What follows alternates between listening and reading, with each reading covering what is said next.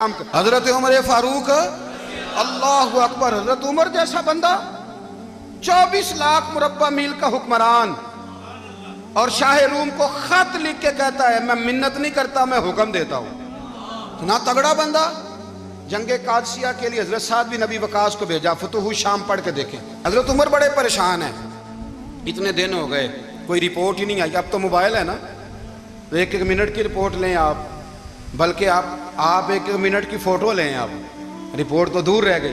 حضرت عمر فاروق رضی اللہ تعالیٰ عنہ بڑے پریشان ہیں کہ قادسیہ میں حضرت سعد بن ابی وقاص کے ساتھ لوگ جہاد کرنے گئے، رپورٹ کوئی نہیں آ رہی۔ اتنے پریشان تھے کہ باہر نکل کے نا اس رستے پہ بیٹھ جاتے جو رستہ قادسیہ کی طرف سے آتا تھا، جو بھی آتا جاتا پوچھتے جنگ کے کیا حالات ہیں۔ ادھر جب اللہ نے فتح دے دی نا، تو حضرت سعد بن ابی وقاص رضی اللہ تعالیٰ عنہ نے ایک قاصد کو خط دے کے بھیجا، کہنے لگے عمر کے پاس جاؤ، انہیں اطلاع دو کہ الحمدللہ اللہ نے اسلام کو فتح عطا کر دی ہے۔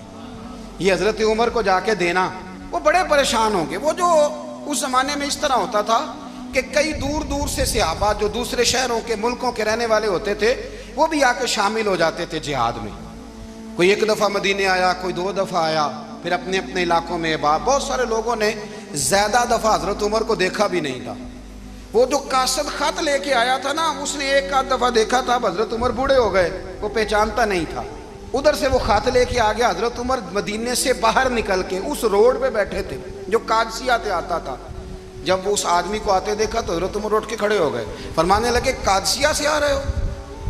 وہ کیا کہتا ہے؟ پھٹے پرانے کپڑے، ٹوٹے ہوئے جوتے، سر پہ پرانی پگڑی۔ کہنے لگے غلام مدینے کے رہنے والے ہو؟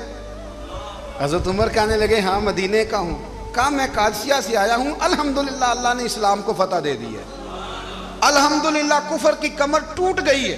اس نے یہ بات کر کے تو گھوڑے کو ایڑی لگائی، گھوڑا دوڑنے لگا مدینے کے، حضرت عمر بھی ساتھ ساتھ دوڑ رہے۔ فرمانے لگے اچھا بتاؤ خالد بن ولید کا کیا حال ہے؟ تھوڑا آگے جا کے فرمانے لگے اسامہ بن زید کیسے ہے؟ وہ کہتے ہیں ٹھیک ہے۔ پھر اس نے اور گھوڑا، عمر ساتھ ساتھ دوڑ رہے ہیں، ساتھ ساتھ 24 لاکھ مربع میل کا حکمران، ایک جوتا پیر سے نکل گیا، عمر دوڑ رہے ہیں۔ آگے جا کے پوچھتے ہیں سعد بن ابی وقاص کا کیا حال ہے؟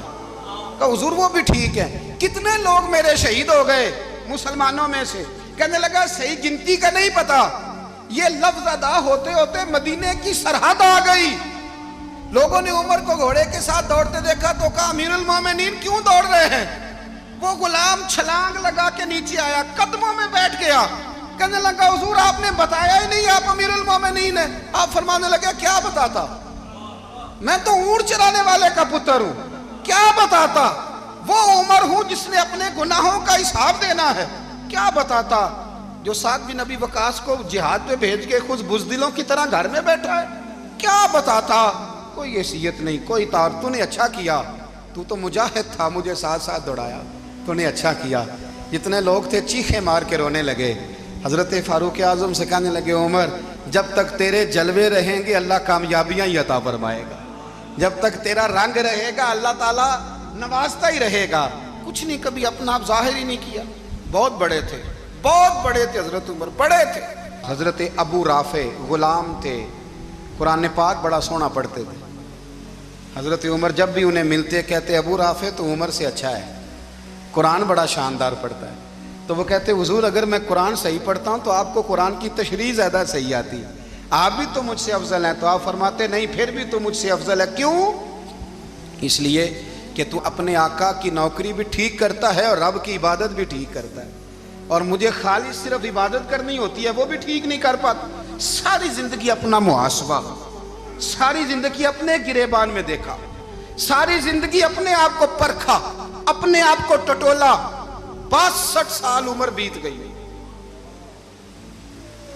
حضرت حذیفہ بن یمان ایک صحابی تھے، میرے نبی کریم علیہ السلام نا ان سے راز کی باتیں کرتے تھے۔ ہر بندے کا ہاضمہ ٹھیک نہیں ہوتا، سب سے راز کی بات نہیں کرنی چاہیے۔ حضرت حذیفہ بن یمان کہتے ہیں حضور راز کی باتیں بتاتے ہیں۔ مدینہ منورہ میں جو منافقین تھے ان کی لسٹ بھی نبی پاک نے حضرت حذیفہ بن یمان کو دی تھی۔ جب کوئی مشکوک آدمی مر جاتا نا تو صحابہ کہتے ہیں ہم دیکھتے اگر حضرت حذیفہ نے جنازہ پڑھا ہے تو ہم بھی جنازہ پڑھ لیتے۔ نبی پاک نے بھی کچھ جنازے نہیں پڑھے، ترمذی میں ہے، فرمایا عثمان سے جو بغض رکھے اس کا جنازہ نہیں پڑھیں گے۔ حضرت حذیفہ بن یمان اگر جنازہ پڑھتے تو لوگ پڑھتے، وہ نہ پڑھتے تو لوگ جنازہ نہ پڑھتے۔ حضرت حذیفہ بن یمان کہتے ہیں جناب عمر فاروق کی خلافت کے آخری ایام تھے، کچھ دنوں کے بعد وہ شہید ہو گئے۔ فرماتے ہیں آدھی رات کا وقت تھا، میں گھر میں سویا تھا بڑا بے فکر، اچانک میرے دروازے پہ دستک ہوئی، میں گھبرا کے اٹھا، اتنی رات کو کون آیا؟ کہتے ہیں قربان جاؤں، دروازے پہ گیا تو امیر المومنین فاروق اعظم دروازے پہ۔ میں نے کہا عمر کوئی حکم تھا تو مجھے بلا لیتے۔ کہنے لگے میں نا امیر بن کے نہیں آیا، تیرا ویر بن کے آیا ہوں۔ امیر المومنین کی حیثیت سے سرکاری کام سے بلاتا تو وہاں بلاتا، مجھے ایک ذاتی کام پڑ گیا۔ کہتے ہیں میں نے عمر کو گھر کی اندر بلا کے چارپائی پہ بٹھایا، میں نے کہا حضور میں غریب آدمی ہوں، میں کیا آپ کے کام آ سکتا ہوں؟ تو کہتے ہیں انہوں نے نا مجھے ساتھ بٹھا لیا، پھر میرا ہاتھ پکڑ لیا، کہنے لگے تو عمر کو جانتا ہے؟ عمر جھوٹ نہیں بولتا۔ تو جانتا ہے؟ عمر وعدوں کا پکا ہے۔ کہا حضور جانتا ہوں۔ کہا میں اس وقت آیا ہوں جب دیکھ بھی کوئی نہیں رہا۔ حضرت حذیفہ بن یمان کہتے ہیں پریشان ہو گیا، حضور پہلیاں نہ بجھوائے، مہربانی کریں بتائیں کدھر آئے ہیں؟ تو حضرت عمر فاروق فرمانے لگے 62 سال کا ہو گیا ہوں، 63 میں چل رہا ہے، داڑھی سفید ہو گئی ہے، پھل پک گیا، اٹھ فریدہ ستیا، داڑھی آ گئی پور، اگا نیڑے آ گئی، پیچھا رہ گئی دور، اب قبر اشر کا معاملہ صاف نظر آنے لگا ہے۔ کہا حضور مجھ سے کیا چاہتے ہیں؟ حضرت عمر رو پڑے، کہنے لگے آج میں عشاء کے بعد نکلا ہوں تو نبی پاک کے صحابہ مجھے نیک کہہ رہے تھے، پھر میں نے بچوں کی ماں سے اور بچوں سے بھی پوچھا ہے، وہ بھی مجھ سے راضی ہیں، پر حذیفہ تیرے ساتھ نبی پاک راز کی باتیں کرتے تھے، سچ بتا کہیں عمر کا نام منافقوں میں شامل تو نہیں؟ سچ بتا ان منافقین میں تو شامل نہیں، کہیں اوپر سے تو نہیں سارا کچھ؟ حضرت حذیفہ بن یمان کہتے ہیں میں باپ کے مرنے پہ اتنا نہیں رویا جتنا عمر کے سوال پہ رویا۔ میں قدموں میں بیٹھ گیا، میں نے کہا نہیں عمر یہ تو میں نے نہیں سنا، لیکن یہ میں نے نبی پاک سے ضرور سنا ہے کہ میرے بعد اگر کوئی نبی ہوتا تو عمر ابن خطاب ہوتا۔ یہ میں نے اپنے کانوں سے سنا ہے کہ عمر جس گلی سے گزرے شیطان رستہ بدل جاتا ہے۔ یہ میں نے اپنے کانوں سے سنا ہے کہ 950 سال حضرت جبریل جناب عمر کی شان بیان کریں تو پھر بھی بیان نہیں ہو سکتا، یہ میں نے ضرور سنا۔ دوستو ساری زندگی حضرت عمر نے اگر دوسروں کا محاسبہ کیا تو اپنا اور اپنے بچوں کا بھی کڑا خیال رکھا، اپنی ذات پر بڑی توجہ دی۔ جو لوگ اپنا بھول جاتے نا، ہمیں اپنی صحت کا بڑا خیال ہے لیکن اپنی روحانی زندگی کا کوئی خیال نہیں ہے۔ حضرت عمر فاروق رضی اللہ تعالیٰ عنہ نا باہر والوں کا بھی بڑا سخت حساب کرتے تھے۔ بڑا ایک گورنر صاحب نے لباس بڑا شاندار پہننا شروع کر دیا تھا تو حضرت عمر نے اتروا کے نا تو انہیں ٹاٹ کا لباس پہنا کے تو اونٹ چرانے کی ڈیوٹی دے دی تھی، اتنا سخت احتساب کرتے تھے۔ کسائی کی دکان پر بھی 1-2 گھنٹے کھڑے ہوتے تھے۔ جو آدمی مسلسل 2 دن گوشت خریدتا تھا نا، فرماتے تھے اس کا ٹیکس بڑھا دو، لوگوں کو دال نہیں مل رہی اور یہ روز گوشت کھاتا ہے۔ حضرت فاروق اعظم اس کو جزیہ کہا جاتا تھا، یا کچھ اور معاملات ہوتے تو بڑھا دیتے تھے۔ مسلسل جو 2 دن آدمی گوشت کھاتا تھا، فرماتے تھے مدینے میں غربت ہے، اگر یہ والا نظام تم کرو گے تو غریب لوگ کس کی طرف دیکھیں گے۔ لیکن اس سے زیادہ بڑھ کر جو ان کی زندگی کا معیار اور سٹیٹس تھا وہ یہ تھا کہ اپنے گھر کا خاص خیال رکھتے، خاص توجہ کرتے۔ ملک شام سے اور ایران سے کچھ لوگ آپ کی خدمت میں آئے تو وہاں سے کچھ کنیزیں بھی آئیں، ان کے بادشاہ کا پیغام لے کے۔ شاہ ایران کی کنیز کو ملکہ نے کہا کہ نا حضرت عمر کی زوجہ کو دیکھ کے آنا ذرا کس طرح کی ہے۔ ہمارے ملک میں کیا کہتے ہیں؟ خاتون اول، باقی سارے دوؤں میں خاتون اول، ذرا خاتون اول کو دیکھ کے آنا۔ تو وہ جب آئی نا گھر میں ملنے تو کہا کہ مجھے میری ملکہ نے کہا تھا کہ عمر کی زوجہ سے اہلیہ سے ملاقات کر کے آنا۔ تو حضرت عمر کی اہلیہ نے نا ایک جوڑا کپڑوں کا دے دیا ملکہ کے لیے اور ایک خوشبو کی شیشی دے دی۔ اب جب وہ تحفے وہاں گئے تو اس ملکہ نے نا کچھ سونے کا سامان بھیجا، کچھ زیورات بھیجے، کچھ تحائف بھیجے۔ جب حضرت عمر کے گھر آئے نا، وہ خادم لے کے آیا، اس نے کہا جی آپ کی اہلیہ نے تحفے بھیجے تھے، تو جواب میں شاہ ایران کی بیوی نے، یہاں جس ملک کا وہ سفیر تھا، انہوں نے بھی یہ بھیجے۔ تو حضرت عمر فاروق نا وہ تحفے لے کے گھر گئے تو جا کے کہنے لگے اپنی اہلیہ سے، یہ تو کب سے تحفے تحائف بھیجنے لگ گئی ہے؟ یہ کب سے نظام شروع ہو گیا؟ تو کہ حضور تحفہ دینا لینا تو ٹھیک ہے، سنت ہے، محبت بڑھتی ہے، تو یہ کوئی قباحت نہیں، اور میں نے اپنی ذاتی استعمال کے لیے جو چیزیں رکھی تھی وہ میں نے دی ہیں۔